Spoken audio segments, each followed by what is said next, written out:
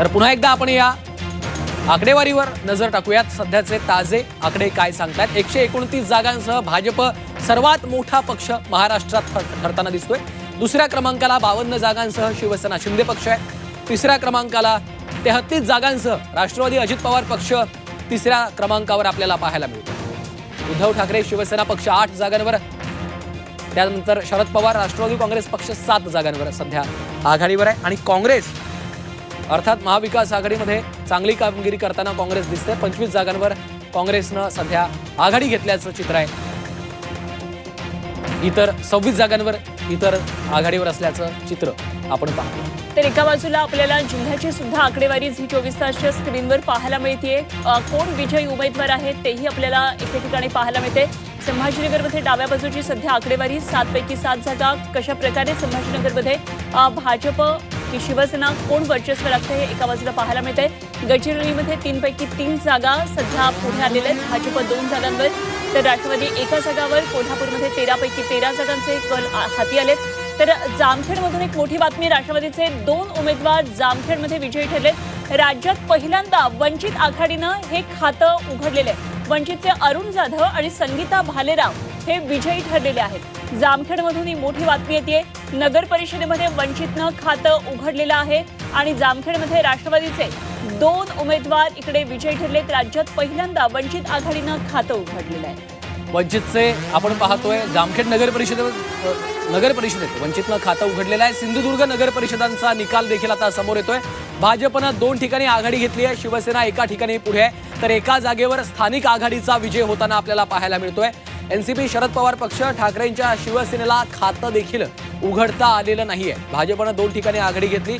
सिंधुदुर्ग नगर परिषदांचा हा निकाल आहे. यामध्ये भाजपनं आघाडी घेतल्याचं चित्र आपल्याला पाहायला मिळतं. तर एका जागेवर स्थानिक आघाडीचा विजय होताना देखील दिसतो. 129 जागांवर भाजप सध्या आघाडीवर आहे. त्यातल्या काही जागांचा विजय देखील झालेला आहे. तर शिवसेना शिंदे पक्ष दुसऱ्या क्रमांकाचा पक्ष ठरतोय. 52 जागा त्यांनी सध्या मिळवलेल्या आहेत. त्या आघाडीवर आहे. राष्ट्रवादी अजित पवार गटाच्या 33 जागा आहेत. त्यांनी लीड घेतलेली आहे. तर शिवसेना युबीटी 8 जागांवर. त्या खालोखाल 7 जागा घेऊन राष्ट्रवादी काँग्रेस शरदचंद्र पवार पक्षानं जागा मिळवलेली आहे. आणि त्यानंतर 33 जागा काँग्रेसच्या खात्यात जागा दिसतात. काही वेळामध्ये आता हे चित्र स्पष्ट होणारे. सर्व जागांचे कल हाती आलेले आहेत. 288 ठिकाणचे कल हाती आलेले आहेत आणि यामध्ये आपल्याला पाहायला मिळते 129 जागांवर भाजप पुढे जाते. झी24 तासनं काल अंदाज व्यक्त केलेले होते. एक महासर्व्हे केला होता जेडीएस बरोबर आणि हा सर्व्हे आणि आज येणारे हे सगळे कल एकंदरीतच अगदी मिळते जुळते असल्याचं पुढे ते झी24 तासवर सगळ्यात अचूक आणि वेगवान निकाल आपण पाहतो. आता गुलाल विजयाचा कोण उधळणार हे सगळं आता स्पष्ट होताना दिसतंय. शिर्डीमध्ये भाजपच्या जयश्री पाटील यांचा जयश्री विखे यांचा विजय होताना दिसतोय. तर जयश्री थोरात यांची विजय आघाडी दिसते. शिर्डीमध्ये विजय जवळपास आता भाजपचा हा निश्चित झालेला आहे आणि जयश्री थोरात यांची ही आघाडी आता विजयाच्या रूपामध्ये पुढे येताना दिसते आहे. मोठी बातमी सध्या शिर्डीमधून आपल्याला पाहायला मिळते. राहत्यामध्ये भाजपचे नगराध्यक्ष पदाचे उमेदवार विजय झाले. भाजपच्या स्वाधीन गाडेकर यांचा विजय झालेला आहे. तर देवळालीमध्ये भाजपचे नगराध्यक्ष पदाचे उमेदवार विजयी झालेले. देवळातले भाजप उमेदवार सत्यजित कदम हे विजयी झालेले आहेत.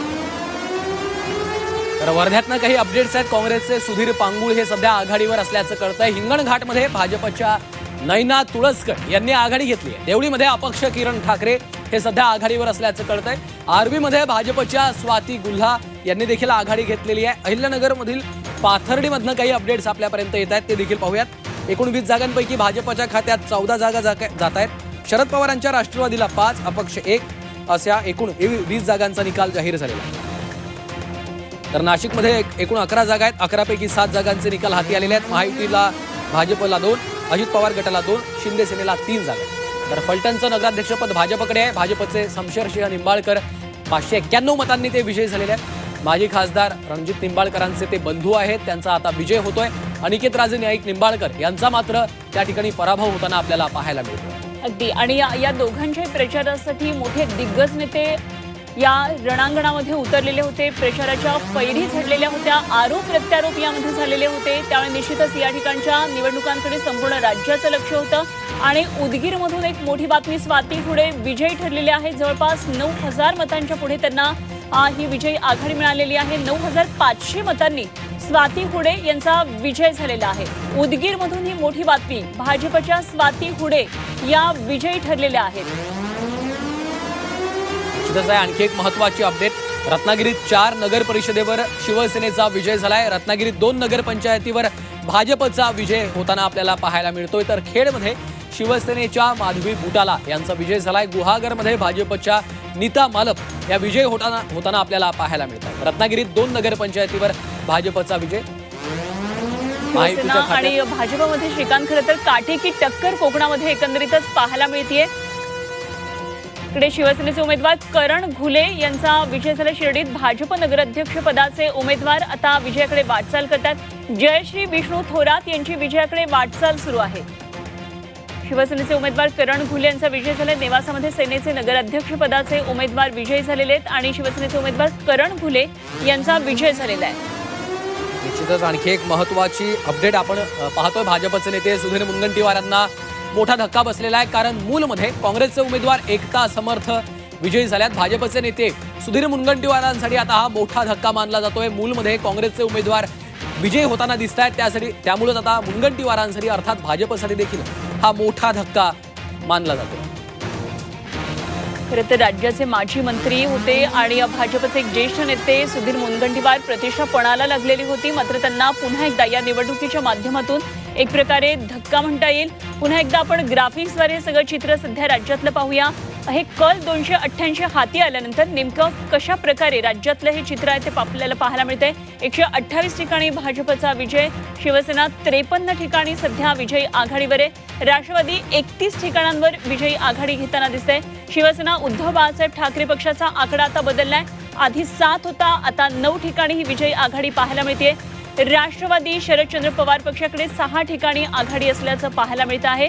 काँग्रेसकडे 37 ठिकाणी सध्या आघाडी होताना पाहायला मिळत आहे. मनसेला मात्र अजूनही भोपळाही फोडता आलेला नाहीये आणि इतर ज्या आघाड्या त्यांना 24 ठिकाणी विजय मिळताना आपल्याला दिसतोय. तर अकोल्यातील मूर्तिजापूरमध्ये वंचितनं आघाडी घेतलेली आहे. नगराध्यक्षपदासाठी वंचितचे शेख इम्रान हे आघाडीवर आहेत. भाजपचे हर्षल साबळे हे सध्या तिथं पिछाडीवर असल्याचं दिसतंय. शेख इम्रान यांना 1,144 मतांची सध्या आघाडी असल्याचं चित्र पाहायला मिळत आहे. नगराध्यक्षपदासाठी वंचितचे उमेदवार आहेत शेख इम्रान, त्यांनी आता आघाडी घेतलेली आहे. भाजपचे हर्षल साबळे मात्र पिछाडीवर असल्याचं चित्र सध्या त्या ठिकाणी पाहायला मिळतंय. पुन्हा एकदा सविस्तर आकडेवारी काय सांगते त्यावर एक नजर टाकूयात. झी24 तासच्या माध्यमातून सर्व अपडेट्स आपण पाहतोय. 288 कल आपल्या हाती सध्या आलेले आहेत नगरपालिका निवडणुकांसंदर्भातले. त्यामध्ये भाजपला 128, शिवसेनेला 53 जागा जात आहेत. राष्ट्रवादी काँग्रेसने 31 जागांवर आघाडी घेतलेली आहे. शिवसेना UBT 9, राष्ट्रवादी शरद पवार पक्ष 6 ठिकाणी पुढे आहे. तर आणखी एक महत्वाची अपडेट येते. भाजप 128 जागांवर आघाडीवर असल्याचं आपण पाहतोय. बदलापूर नगरपालिकेमध्ये भाजपनं सध्या आघाडी घेतलेली आहे. अंबरनाथ नगरपालिकेत शिवसेना आघाडीवर आहे. बदलापूर आणि अंबरनाथच्या निकालाकडे देखील सगळ्यांचंच लक्ष लागलेलं होतं. बदलापूरमध्ये भाजपनं आघाडी घेतल्याचं चित्र आपल्याला पाहायला मिळतं. तर तिकडे इंदापुरात राष्ट्रवादीचे 15 उमेदवार विजयी झालेले आहेत. कृष्णा भीमा विकास आघाडी त्या ठिकाणी होती, त्यांचे 5 उमेदवार विजयी झालेत. इंदापूरमध्ये प्रदीप गारटकर यांचा देखील पराभव झालेला आहे. इंदापुरात नगराध्यक्षपदी राष्ट्रवादीचे भरत शहा हे विजयी झालेले आहेत. इंदापूरच्या या निवडणुकीकडे देखील लक्ष लागलेलं होतं. भाजपच्या मिलन कल्याण शेट्टी यांचा अक्कलकोटमध्ये विजय झालाय. शिवसेनेचा विजय, काँग्रेसचा पराभव झालाय. एकंदरीत जर आपण पाहिलं श्रीकांत या स्पेनकडे, तर महायुती आणि महाविकास आघाडी जर यांची बेरीज करायची झाली तर साधारण महायुतीकडे 213 ते 16 मध्ये या सगळ्या जागा मिळून जातील असं वाटतंय. पुढच्या आकडेवारीनुसार मवियाकडे साधारण 51 जागा जातील असं एक साधारण चित्र दिसतं आहे. अर्थातच ही आकडेवारी आणखी मागे पुढे होताना दिसणार आहे. आता वडगाव मावळमधून अबोली ढोरे विजयी झाल्याचं असल्याचं कळतंय. राष्ट्रवादीच्या उमेदवार आहेत अबोली ढोरे. राष्ट्रवादीसाठी ही एक दिलासादायक बातमी. अबोली ढोरे 1,454 मतांनी विजयी ठरलेल्या आहेत. वडगाव मावळमधून एक मोठी बातमी येते. बच्चू कडू यांच्या संदर्भात एक बातमी. चांदूर बाजारमध्ये